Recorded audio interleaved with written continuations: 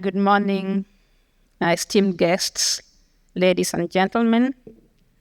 I have been introduced, but I'll just say a little bit more before I get into my speech this morning.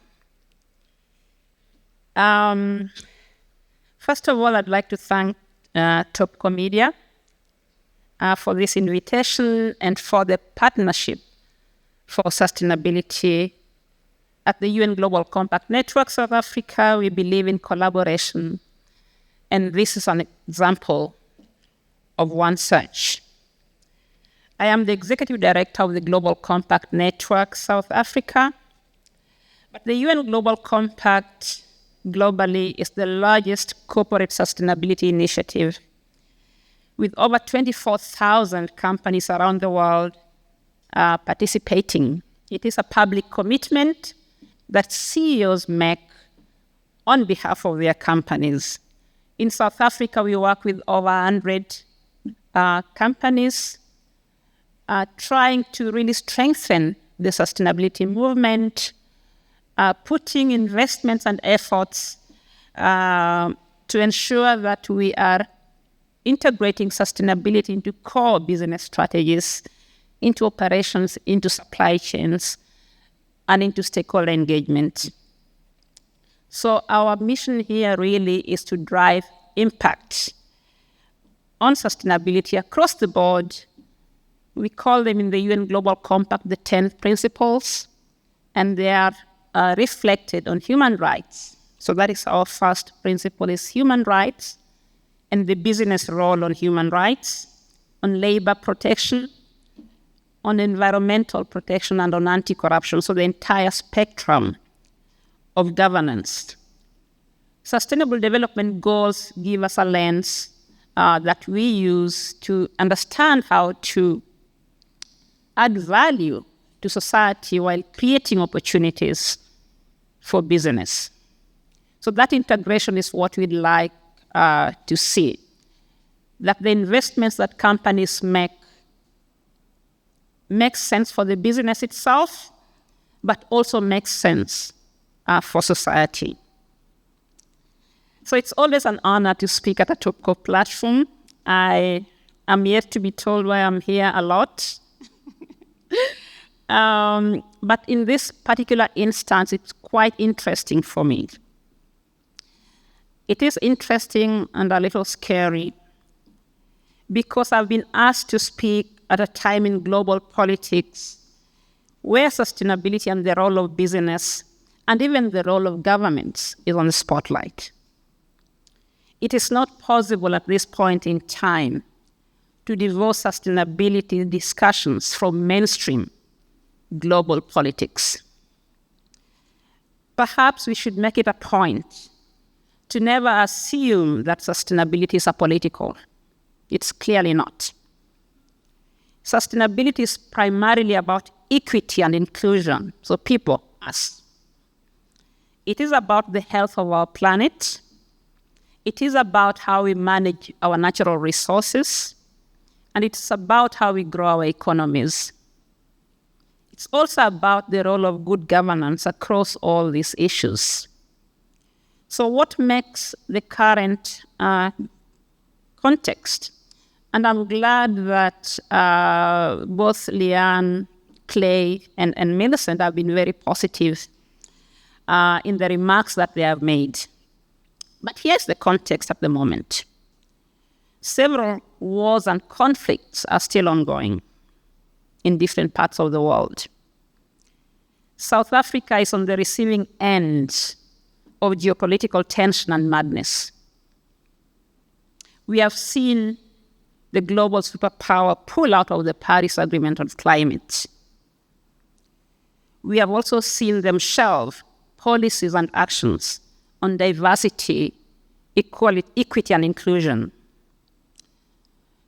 In this euphoria or in these dynamics, some multinational companies have pulled down their policies on inclusion and equity, also on climate.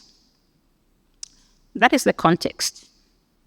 At the moment, powerful voices who are once against fake news and propaganda are now using the same to discredit truth, science, and data.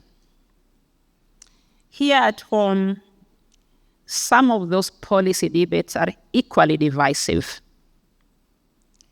So some questions might arise, especially on the impact of these dynamics on the achievement that we have made on sustainability, especially in the past 15 to 20 years.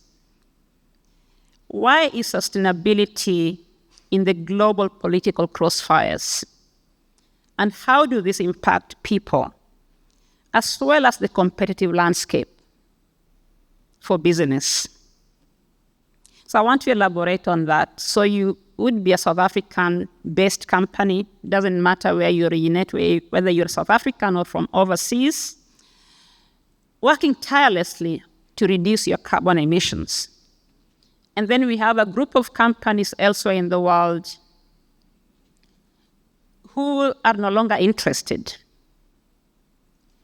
Business prefers that the landscape is competitive, is fair. So that is part of that equation right now. So does it matter anymore how business should produce or consume resources bestowed on us by nature?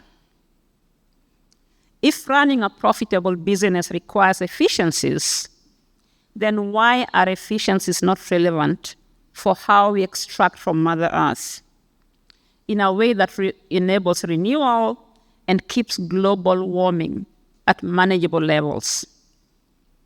Whether speaking from a country or a company perspective, how do you oppose efforts towards equity but demand a fair and competitive landscape for trading, when being equitable is actually a synonym for being fair? So these are not false equivalents. There are many contradictions, and so it's a critical time for reflection and for purposeful and visionary business leadership. This kind of context that I have explained, where there's heightened performance of political power, may create uncertainty for our countries, including for business. And we know that business thrives when there's significant levels of certainty. But we cannot undermine or overlook the impact on our economies of these dynamics overseas. South Africa is not an island. We are not insulated. We are part of the global community. I don't think it is possible to make meaningful strides on issues like climate without some of the other larger and industrialized economies doing their bit as well. So here's my message to companies interested in their own sustainability and the well-being of the planet and people. In every society that you have a footprint, we have several multinational companies, some of them and really big ones originating from South Africa itself. So here are a few messages I wanted to give. Number one is that there's evidence that companies that post higher scores on sustainability tend to outperform the rest in a range of matrices. There's a study, and this is not from us as the Global Compact, there's a study by Arabesque and the University of Oxford revealing that companies with higher ESG scores or higher sustainability scores attract by 50% lower cost of capital when you need to borrow, right? Good ESG scores results in 88% better operational performance. Such companies then have a higher return by 7% on equity. They post, when this study was done, they were posting almost 80% better stock price performance. During shocks, especially during COVID, such companies performed by 50% better than their peers. This is by Bloomberg. This is a Bloomberg study. During COVID, companies who were already working on sustainability were more resilient and they performed better. These companies that perform better on sustainability, now this is for me in the UN Global Compact, I have to pant us a bit. Companies that perform better on sustainability tend to be in the UN Global Compact, where they receive guidance, tools, and platforms for learning and improvement. So if available data proves that working on sustainability makes financial and reputational sense, then it would make no sense for companies to be discouraged by the current pushback on sustainability. Instead, companies need to lift the game. We need to lift our ambition and be a leader in this space. So political terms, and thank you, I'm sitting next to the Deputy Minister. Political terms, maybe 4 to 5 years, right? But companies want to be sustainable for the long term. So there's a great pushback on climate advocacy and on the work towards inclusion and equity. But I'd like to say that reducing carbon emissions remains a priority. And it is great that many companies in South Africa see the long-term opportunities, even if this may be quite expensive at the beginning. So we know that investing on sustainability at the beginning may tend to be costly at the beginning, but very beneficial in the longer term. If we look at one of our key trading blocs, the European Union, they have developed a raft of regulations. Many of us are aware that the EU has until 2035 to phase out gas-operated vehicles, and we have questions on how that will impact South Africa's just transition. I'll come back to that very briefly. On the side of inclusion and equity, in its many facets remain important. Equity remains important. It's an important priority, especially for us in South Africa with a difficult legacy. We can't look back. Let us focus on diversity, on gender parity, and on inclusion. And when we talk about inclusion, I'd also like to talk about inclusion of small and medium-sized enterprises. There are many business research and reports out there that prove that diverse workplaces tend to be more innovative and perform better. Economies that are diverse in their business orientation should also be more competitive. So these principles should be non-negotiable and the right thing to do. When I say workplaces, and this is where my passion is, inclusion, gender equality. When I say workplaces must be more meaningfully inclusive, I mean that workplaces must bridge the gender pay gap, transform your leadership, and achieve gender parity. Make workplaces safer and healthier for employees, especially women. Drive greater procurement by women-owned enterprises.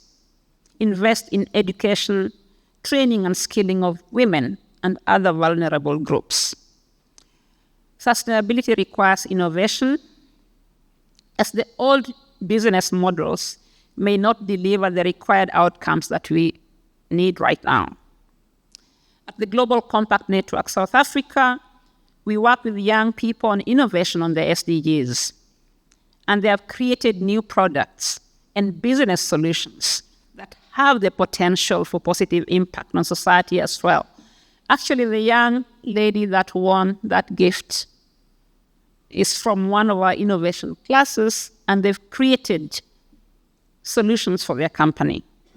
So that is one such example, and I'm sure we have many others in the room. In times like this, there are global governance challenges, and they require strong and visionary leadership at the local level. And I really like the title of this conference today about African solutions. It requires regional solidarity, and I'm talking about the African continent. We must improve our ability to collaborate as a continent, to influence and negotiate together with other regions, whether it's for trade or investments.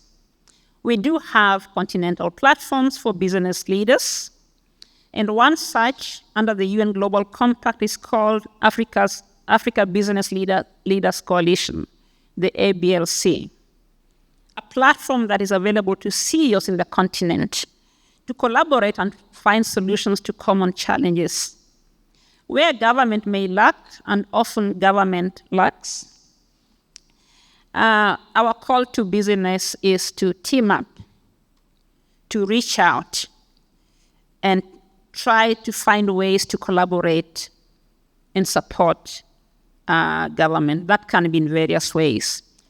At the moment, we have quickly maturing what we call the Africa Continental Free Trade Area that we can leverage for greater sustainable trading within the continent. At the individual level, we also have a role to play when our quest for a sustainability future is threatened. Let us lend our voices through the channels that we have to correct the narrative and to tell our positive stories. It could be through platforms like this one, through the digital tools that we have, or through the mainstream media. We do have a voice, each and every one of us. This year, South Africa hosts the G20, B20. It's here. Amidst the backlash in South Africa, it is a great opportunity to put our best foot forward and demonstrate purposeful leadership at the global stage. The B20, G20 is a global stage, even though we are hosting it. So let us accelerate sustainability action and advocacy to achieve the world that we want. In closing, if you're a company in the room that is not yet part of the UN Global Compact, we are available to have that discussion so that you get to belong to this community of driving sustainability movement across the world. Thank you very much, and have a great day.